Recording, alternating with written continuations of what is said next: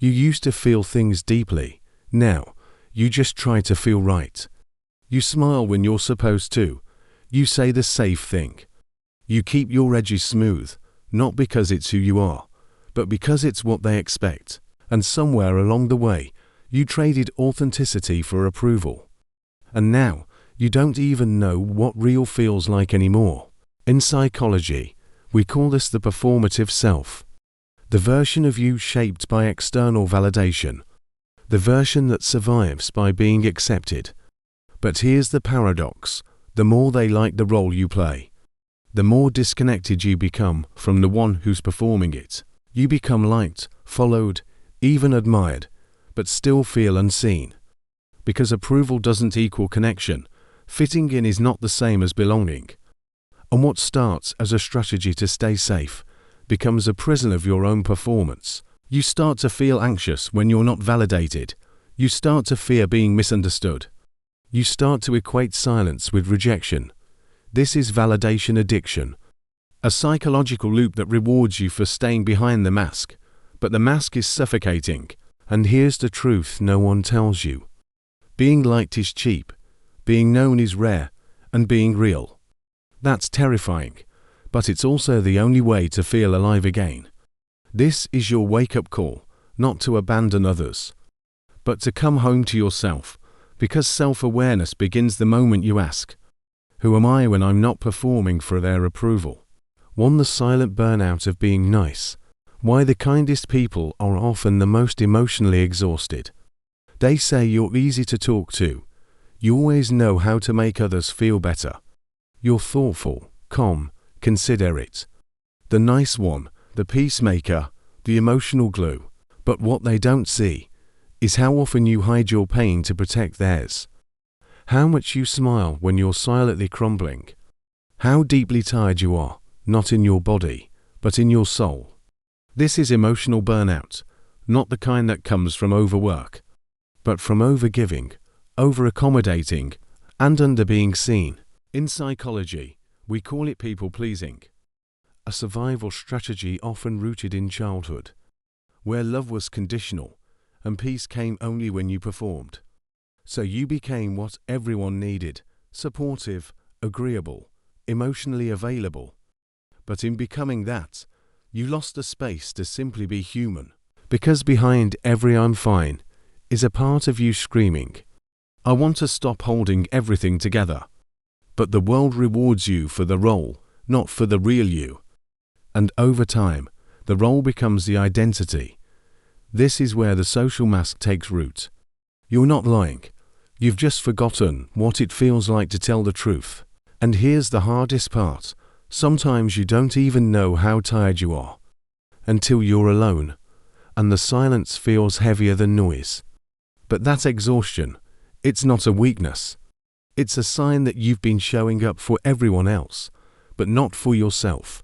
Self-awareness begins when you pause long enough to ask, do they love me for me, or for how easy I make their lives? You don't need to be nice to be lovable. You don't need to be agreeable to be worthy. You need to be real, to be whole, to be seen, not just appreciated for your efforts, but understood for your truth. This is not about becoming selfish. It's about becoming honest. Because the most dangerous kind of burnout is the one that looks like kindness on the outside, but feels like self-erasure on the inside. To fitting in versus belonging, the psychology of false acceptance. You did everything right. You said what they wanted to hear. You wore what was acceptable. You shaped yourself, slowly, subtly, to match the room. And it worked. They liked you. You fit in. But here's the strange part. You still feel alone. This is the psychological trap of false acceptance.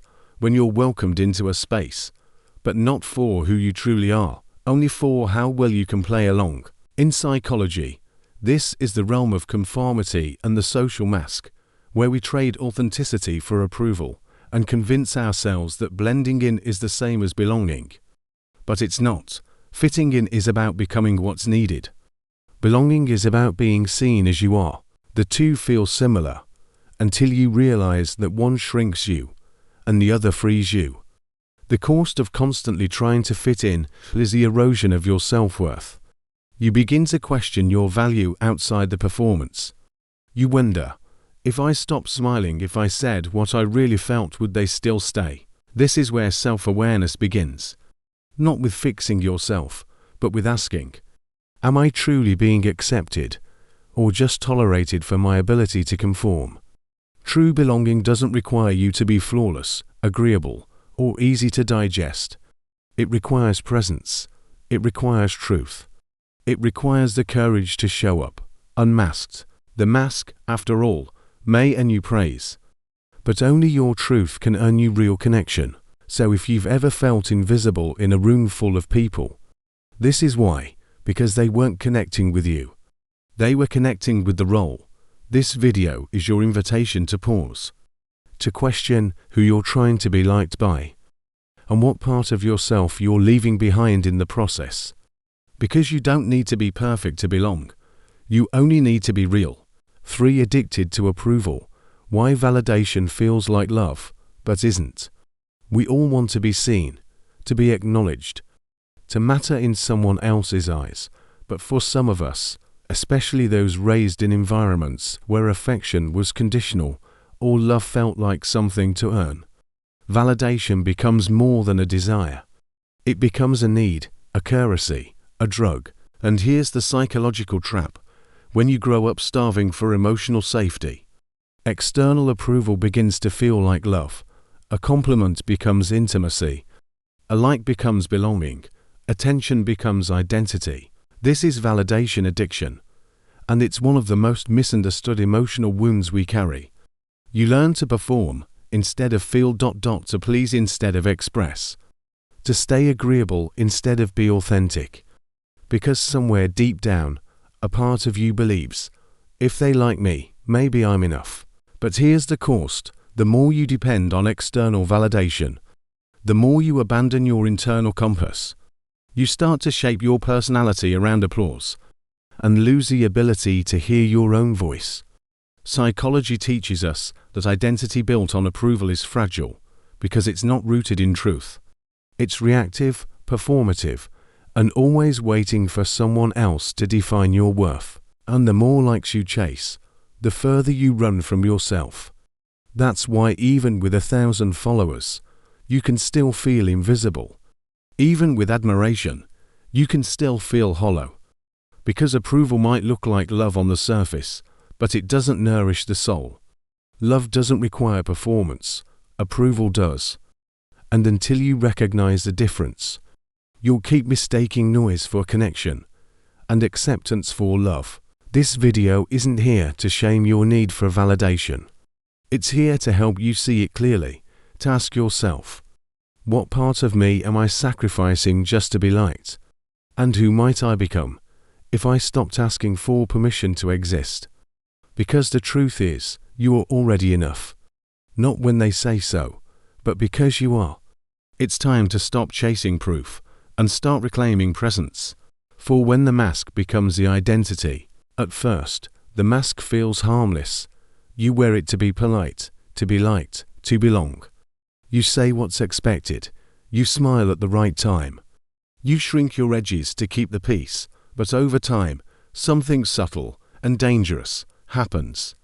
You stop remembering who you were before the mask, not because you're weak, but because you've been rewarded for the performance. This is what psychology calls a performative identity.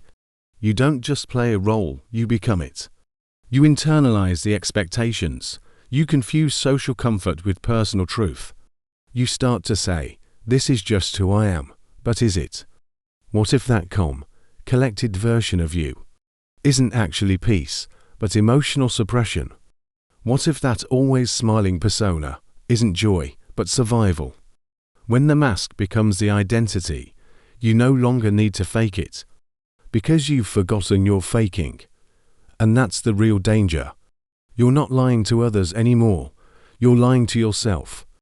What if that collected version of you isn't actually peace, but emotional suppression? What if that always smiling persona isn't joy, but survival? When the mask becomes the identity, you no longer need to fake it, because you've forgotten you're faking. And that's the real danger. You're not lying to others anymore. You're lying to yourself. And then comes the quiet ache, the emptiness you can't name, the sense that you're living but not alive. This video isn't about rejecting the mask. It's about recognizing it. Because self-awareness doesn't ask you to destroy who you've been. It asks you to gently peel back the layers and ask, what part of this is truly me? And what part was built just to be liked? Awakening isn't about discovering a new identity. It's about remembering the one that was buried.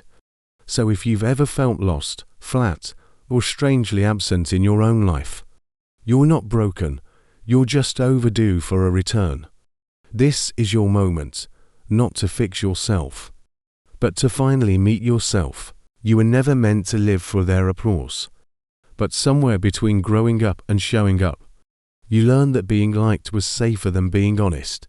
You learned that performing the right emotions, playing the right roles, and saying the right things kept the peace. But it also cost you something sacred, your sense of self. That's what psychology quietly reveals, not just how we behave, but how we begin to forget who we are when we keep wearing the same social mask. You became likable. You became agreeable. You became accepted. But did you ever become whole? Self-awareness is not a rejection of everything you've built. It's a reckoning, a brave turning inward. A question whispered in the quiet. What part of me is real? And what part have I performed just to belong? Because at some point, being liked becomes a performance so automatic, you forget it even started as a defense. You think it's your personality, but it's just your survival strategy. And here's the truth we rarely say aloud. You can be liked by everyone and still not feel loved. You can have approval and still feel invisible. You can be successful and still feel empty. That's not failure. That's feedback. That's your soul calling for something more. Not more attention, not more validation, but more truth. So maybe it's not about fixing yourself or pushing harder to win them over. Maybe it's about finally turning toward the part of you that doesn't need to be liked to feel worthy, because that's where freedom begins. Not when the world sees you, but when you finally see you. This is your invitation, to drop the mask, gently. To stop editing yourself just to fit in. To remember that you were never meant to be a role. You were meant to be real. And in a world addicted to performance, being real is the rarest kind of rebellion. Thanks for looking.